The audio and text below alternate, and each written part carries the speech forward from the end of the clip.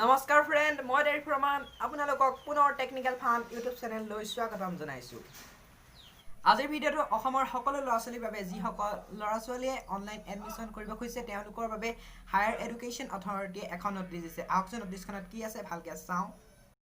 এই নটিছখন আহিছে office of the director of higher education আছামৰ পৰা। কালি অৰ্থাৎ 4 জুলাইত এখন পাব্লিছ হৈছিলে আৰু এই নটিছখনত কোৱা হৈছে যিসকল ছাত্ৰ ছাত্ৰীয়ে অনলাইন এডমিশ্যন ল'ব তেওঁলোকে এটা ইউনিক ID জেনেৰেট কৰিব লাগিব আৰু এই ইউনিক IDটো জেনেৰেট কৰাটো প্ৰত্যেকজন ছাত্ৰ ছাত্ৰীৰ বাবে কম্পালচৰি। আহকচোন এই ইউনিক IDটো কেনেকৈ জেনেৰেট কৰে তাৰ বিষয়ে মই মোবাইল স্ক্ৰীণত আপোনালোকক বুজাই দিওঁ।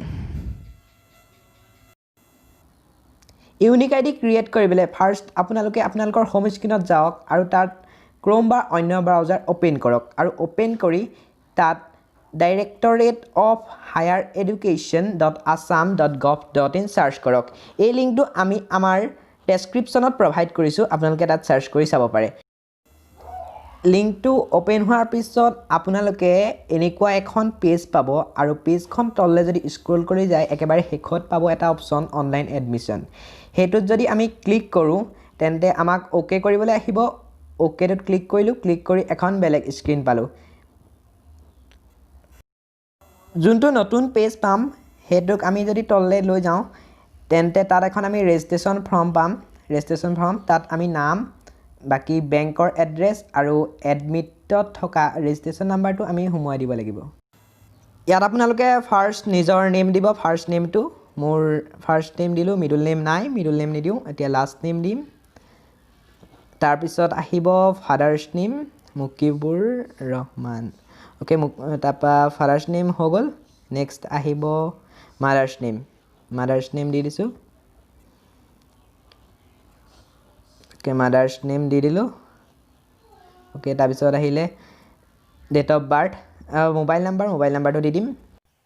মোবাইল নাম্বাৰ হৈ গ'ল। তাৰপিছত ডেট অফ বাৰ্থ দিব লাগিব। মোৰ দিছোঁ 14/11/2001।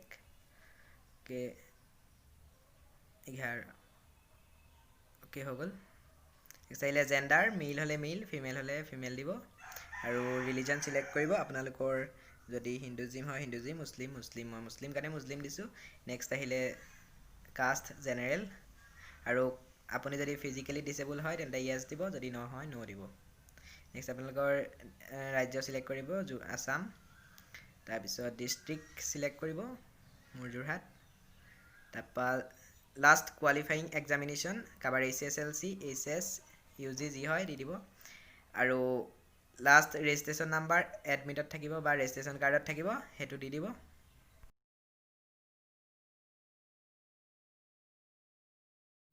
ইয়াৰ পিছত ছিকিং ফৰ এডমিশ্যন আহিব। যিখিনিয়ে ডিগ্ৰী কৰিব তেওঁলোকে UG কৰিব আৰু পষ্ট গ্ৰেজুৱেট কৰাখিনিয়ে PG লিখিব আৰু HS কৰিব খোজাখিনিয়ে HS লিখিব।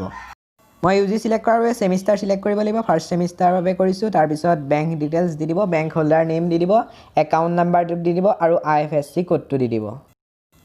বেংক ডিটেইলছ দিয়াৰ পিছত আপোনালোকে তললৈ এটা কেপচা কোড পাব। কেপচা কোডটো ফিল আপ কৰি তাৰপিছত ৰাইট কৰিব। ৰাইট কৰি পেলাই ছাবমিট ক্লিক কৰি দিব। ছাবমিট ক্লিক কৰাৰ পিছত যদি আকৌ এবাৰ চাই ল'ব, ন'টোত যদি ক্লিক কৰি মোৰ ঠিকে আছে সেইকাৰণে য়েছ ক্লিক কৰিছোঁ। য়েছ চিলেক্ট কৰাৰ পিছত আপোনালোকে এটা ইউনিক ID জেনেৰেট পাই যাব আৰু এই ইউনিক IDটো যদি লাগে তেন্তে ডাউনলোড একনলেজমেণ্টটোত ক্লিক কৰিব। ভিডিঅ'টো যদি চাই ভাল পালে তেন্তে লাইক কৰিব, কমেণ্ট কৰিব আৰু ছাবস্ক্ৰাইব কৰিব, লগতে শ্বেয়াৰ কৰি দিব যাতে সকলো ছাত্ৰ ছাত্ৰীয়ে এই বিষয়ে জানিব পাৰে। প্লিজ শ্বেয়াৰ কৰক।